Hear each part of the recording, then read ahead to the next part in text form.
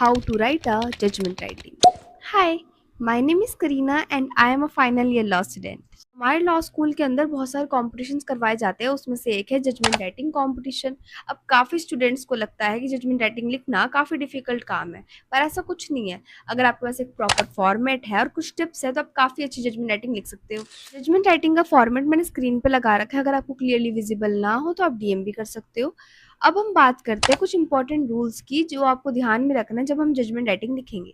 Rule number 1, आपको सिर्फ relevant fact ही mention करने हैं अपनी राइटिंग में। अननेसेसरी फैक्ट मेंशन करने की बिल्कुल ज़रूरत नहीं है। जिन पे आप रीजनिंग देने वाले हो, जिन पे आपने एविडेंसेस को सुना है, वही सारे फैक्ट आपको मेंशन करने हैं। रूल नंबर 2 इज़ जितने भी आप इवेंट्स मेंशन करते हो वो क्रोनोलॉजिकल ऑर्डर में होने चाहिए। फॉर एग्जांपल आपने 10 तारीख का कोई इवेंट लिखा कि 10 तारीख को कुछ घटना घटित हुई, फिर 12 तारीख को हुई, फिर वो 13 तारीख को हुई। आपको सीरीज वाइज चलना है। रूल नंबर 3 इज़ जो कि सबसे इंपॉर्टेंट होने वाला है क्योंकि इसमें हम इश्यूज फ्रेम करेंगे।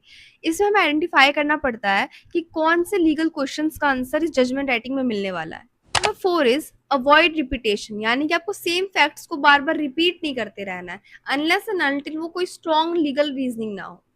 नंबर 5 इज आपको ज्यादा से ज्यादा लीगल प्रोविजंस, लीगल प्रेसिडेंट्स और जितने भी एविडेंसेस मेंशन है हमारे फैक्ट्स के अंदर, आपको वो अप्रिशिएट करना आना चाहिए अपनी राइटिंग के। तो आपकी राइटिंग की टोन है वो बहुत न्यूट्रल होनी चाहिए, उसमें कोई इमोशंस नहीं होने चाहिए, जैसे कि आप बहुत गुस्सा हो या फिर बहुत ज्यादा दुखी हो इस केस को लेकर।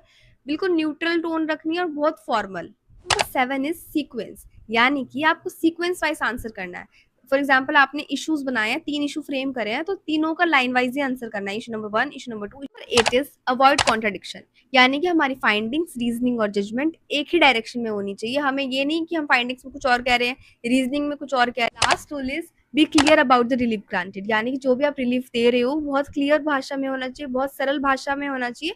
उस जजमेंट राइटिंग को जो भी पढ़े उसको समझ आना चाहिए। अगर आप इस फॉर्मेट और रूल्स को ध्यान में रखते हुए जजमेंट राइटिंग लिखते हो तो आप बहुत अच्छी जजमेंट राइटिंग बना सकते हो।